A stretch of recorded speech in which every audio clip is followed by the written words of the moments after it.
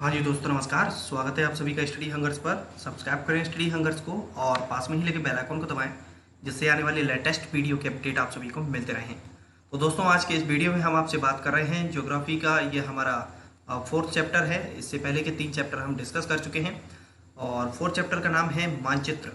तो मानचित्र को देखते हैं क्या है। देखिए, यहाँ पर दिया है, ग्लोब में अध्ययन की कुछ सीमाएं होती हैं। जब हम पूरी पृथ्वी का अध्ययन करना चाहते हैं तब ग्लोब हमारे लिए काफ़ी उपयोगी साबित होता है। लेकिन जब हम पृथ्वी के केवल एक भाग जैसे कि देश, राज्य, जिलों, शहरों तथा गांवों के बारे में अध्ययन करना चाहते हैं तो यह हमारे लिए उतना उपयोगी साबित नहीं होता। कहने का तात्पर्य यह है कि जब हमें पूरे के पूरे विश्व का अध्ययन करना हो, आ रही है बात समझ में, तब तो हमें किसकी आवश्यकता होगी? ग्लोब की आवश्यकता होगी। लेकिन पर्टिकुलर हमें किसी कंट्री की अध्ययन करना है, किसी कंट्री का, देश का अध्ययन करना है या किसी राज्य का अध्ययन करना है, तो उसके लिए हमें किसकी आवश्यकता होती है? मानचित्र की आवश्यकता होती है ना। जैसे कि अगर फॉर एग्जांपल अगर मैं आपसे कहूँ कि ये ग्लोब है हमारा और इस ग्लोब पे मैं कहूँ आपसे कि मुझे ढूंढ के बताओ भाई हमारा मध्य प्रदेश कहाँ है, तो आपको दिक्कत आएगी। आ रही बात समझ में? तो पर्टिकुलर, क्योंकि ये तो आइडेंटिफाई करता है पूरे के पूरे जितने भी हमारे महाद्वीप है, जितने हमारे कॉन्टिनेंट हैं, उनको रिप्रेजेंट करता है। तो देश, राज्य या पर्टिकुलर किसी जिले को अगर हमें ढूंढना है तो उसके लिए हमें किसकी आवश्यकता होती है? मानचित्र की। तो क्या कह रहा है मानचित्र के बारे में कि मानचित्र पृथ्वी की सतह या इसके एक भाग का पैमाने के माध्यम से चपटी सतह पर खींचा गया क्या है? चित्र है। तो आपने देखे ही होंगे, आजकल मैप तो तमाम आते ही है ना। तो उन मैप के बारे में ये बता रहा है। जब बहुत से मानचित्रों को एक साथ रख दिया जाता है तब एक एटलस बन जाता है। जब बहुत से मानचित्र क्या हो जाते हैं, जुड़ते हुए चले जाएं, पर्टिकुलर उनको कंपाइल कर दिया जाए एक बुक के रूप में, तो उसे क्या कहने लग जाते हैं? तो उसे कहते हैं एटलस। तो एटलस तमाम प्रकार के मार्केट में आते हैं, मैंने कई बार आपसे चर्चा भी की है। जैसे कि एक फेमस है, ऑक्सफोर्ड का आता है स्टूडेंट एटलस, है ना। नवीन का एटलस आता है। तो तमाम एटलस आते हैं। क्यों? क्योंकि उसमें पूरे के पूरे जितने सभी देश हैं उनके मानचित्र दिए हुए हैं, कॉन्टिनेंट के दिए हुए हैं, हमारे देश का दिया हुआ है, राज्यों का दिया हुआ है। ठीक है। मानचित्र विभिन्न प्रकार के होते हैं। तो यहाँ पर बात हो रही है जो मानचित्र होते हैं, मैप होते हैं, उनके टाइप्स की। तो सबसे पहले बात हो रही है भौतिक मानचित्र, जैसे कहते हैं फिजिकल मैप। ठीक है। भौतिक मानचित्र से तात्पर्य क्या हो जाएगा? जो प्रकृति ने बनाई हैं, ऐसी चीजें जो किसने बनाई हैं? प्रकृति ने बनाई है, यानी कि नेचर ने बनाई हैं। उनको यदि आपको ढूंढना है तो वह आपको कहाँ पर मिलेंगी? भौतिक मानचित्र पर मिलेंगे। अब प्रकृति ने क्या क्या बनाया है, तो जैसे कि बात करते हैं, पर्वत बनाए हैं, पठार बनाए हैं, मैदान हैं, नदियां हैं, महासागर हैं, इत्यादि को जो दर्शाएगा उसे भौतिक, या एक और हिंदी में वर्ड दिया है, उच्चावच मानचित्र कहा जाता है। तो भौतिक मानचित्र किसे कहेंगे? अगर आपको नदियों को ढूंढना है, पठारों को ढूंढना है, ज्वालामुखी है उनको ढूंढना है, आ रही बात समझ में, और जितने भी रेगिस्तान हैं उनको ढूंढना है, तो आप किस मैप में देखोगे? फिजिकल मैप में, जिसे कहते हैं भौतिक मानचित्र। अब बात आ रही है दूसरा टाइप। तो दूसरा टाइप क्या है? राजनीतिक मानचित्र, जिसे कहते हैं पॉलिटिकल मैप। क्या कहा जाता है? जिसे पॉलिटिकल मैप कहा जाता है। अब पॉलिटिकल चीज किसे है? जिसमें अगर यदि हम बात करें तो इसमें क्या होता है? राज्य हुए हमारे, नगर हुए, शहर हुए, गांव हुए, अगर हमें उनके बारे में पता लगाना है, उनकी सीमाओं के बारे में पता लगाना है, तो हमें कौन से मैप में ढूंढना पड़ेगा?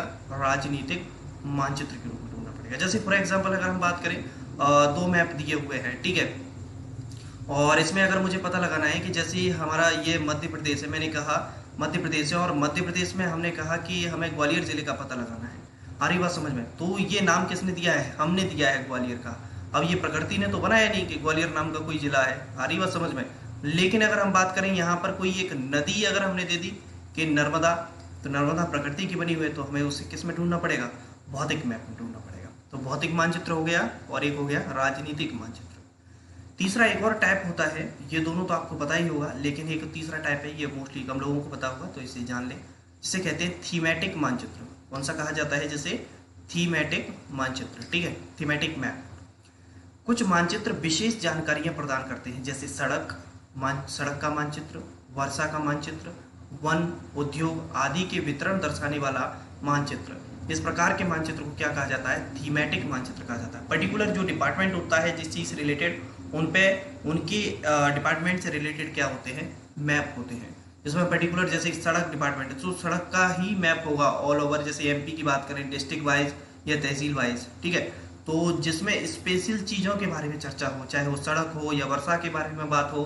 जैसे वर्षा वाला मानचित्र है, तो वर्षा वाला यदि इंडिया का कोई मानचित्र है अगर हम बात करें, ठीक है, जिसमें बता दिया उन्होंने कहा कि यहाँ 50 सेंटीमीटर वर्षा होती है, इस वाले एरिया में उन्होंने कहा 20 सेंटीमीटर होती है, यहाँ उन्होंने कहा कि यहाँ 110 सेंटीमीटर होती है, ठीक है, और इधर कहा यहाँ पर जैसे कि 500 सेंटीमीटर होती है, फॉर एग्जाम्पल बता रहा हूँ मैं। तो ये जो मानचित्र कहलाएगा वो कौन सा मानचित्र कहलाएगा? थीमेटिक मैप कहलाएगा, ठीक है। अब बात आती है कि जो मानचित्र होते हैं उनको 3 घटकों के आधार पर, यानी कि उनके 3 कंपोनेंट्स होते हैं, 3 चीज़ों को ध्यान में रखते हुए क्या किया जाता है, उन्हें तैयार किया जाता है। 3 चीज़ें क्या क्या हैं? तो डिस्टेंस दूरी, और डायरेक्शन दिशा, और सिंबल्स यानी कि प्रतीक। जब भी कोई मानचित्र तैयार होता है, मैप तैयार होता है, तो उसमें 3 चीज़ अहम रोल प्ले करती हैं। क्या क्या रोल प्ले करती हैं? दूरी, दिशा और प्रतीक। सबसे पहले डिस्कस करते हैं दूरी यानी कि डायरेक्शन के बारे में हम आपसे डिस्कस करते हैं, ठीक है। डायरेक्शन क्या है? तो मानचित्र क्या है? एक आरेखन होता है जो कि पूरे विश्व या उसके एक भाग को छोटा करके कागज के एक पन्ने पर दर्शाता है। या यह कह सकते हैं कि मानचित्र छोटे पैमाने पर खींचे जाते हैं, लेकिन इसे इतनी सावधानी से छोटा किया जाता है ताकि स्थानों के जो बीच की दूरी है वह कैसी रहे? वास्तविक रहे। यानी कि अगर हम बात करें पूरे विश्व का मानचित्र बनाओगे तो पूरे विश्व का तो वही मानचित्र इतना बन जाएगा, हमारे इसमें कॉपी में भी नहीं आने वाला है। आ रही बात समझ? पूरी की पूरी पृथ्वी को कितना बड़ा होगा, कितने ट्रकों में रख कर जाएगा। आ रही बात समझ में? तो ये तो पॉसिबल नहीं है। उसे एक छोटे रूप में, यानी कि अगर उसे कंप्रेस कर दिया जाए, तो कंप्रेस किस तरीके से, क्या पैमाना उसके लिए रखा जाएगा? तो देखिए यहाँ पर एक एग्जाम्पल दिया है, उसको हम समझते हैं। जैसे कि उदाहरण के लिए आपके विद्यालय एवं आपके घर के बीच की दूरी है कितनी? 10 किलोमीटर। जिसे अगर मानचित्र पर दर्शा रहे हैं तो उसे कह रहे हैं 2 सेंटीमीटर की दूरी से व्यक्त किया गया। इसका अभिप्राय है कि मानचित्र का 1 सेंटीमीटर 5 किलोमीटर को क्या करेगा? दर्शाएगा। आपके रेखाचित्र का मैप पैमाना होगा 1 सेंटीमीटर बराबर 5 किलोमीटर, क्योंकि 10 किलोमीटर लंबा मैप नहीं बना सकते हैं भाई। आ रही है बात समझ में? तो उसके लिए क्या कर दिया हमने? उसको पैमाने में बांट दिया। हमने कह दिया कि 5 किलोमीटर बराबर 1 सेंटीमीटर। 1 सेंटीमीटर के लिए टाइम नहीं लगेगा, उसको तुरंत ऐसे खींच दोगे आप। आ रही बात समझ में? इस प्रकार पैमाना किसी भी मानचित्र के लिए बहुत महत्वपूर्ण होता है। अगर आपको पैमाने की जानकारी है तो आप मानचित्र पर दिए गए किसी भी 2 स्थानों के बीच की दूरी का क्या कर सकते हैं? पता लगा सकते हैं, अगर आपको पैमाने के बारे में नॉलेज है तो। बात कर रहे हैं, कुछ यहाँ पर दिया है, देखते हैं क्या। जब बड़े क्षेत्रफल वाले भागों जैसे महाद्वीपों या देशों को कागज पर दिखाना होता है तब हम लोग छोटे पैमाने का उपयोग करते हैं। जो बड़े बड़े जो कॉन्टिनेंट है, महाद्वीप हैं, देश हैं, अगर उन्हें हमें कागज पर दिखाना है तो हम एक बड़ी वैल्यू को एक छोटी वैल्यू के रूप में डिनोट करेंगे। जैसे कि अगर हमें 500 किलोमीटर को दर्शाना है तो उसके लिए हम क्या करेंगे? 5 सेंटीमीटर को दर्शाएंगे। आ रही बात समझिए? यानी कि 1 सेंटीमीटर कह देगा, 1 सेंटीमीटर कह दिया कितने किलोमीटर के बराबर? 100 किलोमीटर के बराबर, ठीक है। तो इसे क्या कहते हैं? इसको छोटे पैमाने वाला मानचित्र कहते हैं। जब एक छोटे क्षेत्रफल वाले भाग को, जैसे कि आपके गांव को या शहर को कागज पर दिखाना है, तब हम बड़े पैमाने का प्रयोग करते हैं, ठीक है, याद रखें इसे। जब एक छोटे भाग को दर्शाएंगे तब एक बड़े पैमाने का प्रयोग करेंगे, और जब एक बड़े क्षेत्रफल को दर्शाएंगे तब हम छोटे पैमाने का प्रयोग करेंगे। तो जैसे कि अगर आपको दर्शाना है कि कोई दूरी है तो उसको 500 मीटर की दूरी को क्या कर देंगे? 5 सेंटीमीटर से दर्शा दिया, ठीक है। यहाँ पर क्या कर दिया? मीटर ले लिया आपने, और यहाँ पर क्या था? किलोमीटर था, ठीक है। इस प्रकार के मानचित्र को बड़े पैमाने वाला मानचित्र कहते हैं। देखिए यहाँ पर ये मानचित्र एक दिया हुआ है जिसमें आप देख पा रहे हैं एक पूरा का पूरा मैप है, जिसमें ये गांव का एक मैप रिप्रेजेंट किया गया है। अगर आपको मैप की जानकारी है तो आप क्या है कि इसमें एंट्री ले सकते हैं। आपको किसी गांव के बारे में आप गए देखने और आपको नहीं पता, किसी ने आपको क्या ये मैप का एक टुकड़ा दिया और आपसे कहा कि जाओ भाई आप ऐसा करें, ये गाँव की पोस्ट ऑफिस है, उसमें क्या है कि ये हमारा लेटर है, वो उसमें डाला ना। आपको जानकारी नहीं है कि तो आपको किसी से पूछने की कोई आवश्यकता नहीं। आपको पता है कि देखो भाई एक मार्ग तो ये गया है सीधा सीधा, आप इस मार्ग से आएंगे, ऐसे सीधे सीधे जाएंगे और यहाँ से जाते हुए ऐसे मुड़ जाएंगे, पोस्ट ऑफिस पहुंच जाएंगे, ठीक है। दूसरा मार्ग जो है आपको पता है इस तरीके से ऐसे जाएंगे तो करीम का घर मिलेगा, शीला का घर मिलेगा, विकास का घर मिलेगा, फिर मुड़ जाएंगे इस तरीके से और इस तरीके से चले जाएंगे। तो मैप की जो होती है बहुत वैल्यू होती है। मैप से क्या है कि आप किसी भी जगह पर पहुंच सकते हैं, ठीक है। अब बात आती है, पैमाना हो गया, अब बात आती है डायरेक्शन यानी कि दिशा के बारे में बात कर रहे हैं। दिशा क्या होता है कि दिशा के बारे में अधिकतर कहना है उनका कि जब भी कोई मानचित्र होता है तो तो उसमें ऊपर की तरफ राइट हैंड की तरफ क्या होता है, पैमाना लगा होता है ऊपर के लिए, जिस पे लिखा होता है उत्तर, जो कि नॉर्थ डायरेक्शन को क्या करता है, रिप्रेजेंट करता है। देखते हैं इस पैमाने में ऊपर लिखा है क्या, हाँ, यानी कि इस पैमाने को आपको उत्तर दिशा की ओर क्या है, रखना है।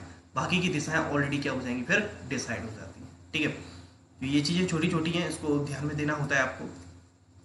अधिकतर मानचित्रों में ऊपर दाहिनी तरफ यानी कि राइट साइड तीर का निशान बना होता है, जिसके ऊपर उत्तर लिखा होता है, और यह तीर का निशान उत्तर दिशा को दर्शाता है। इसे उत्तर रेखा कहा जाता है।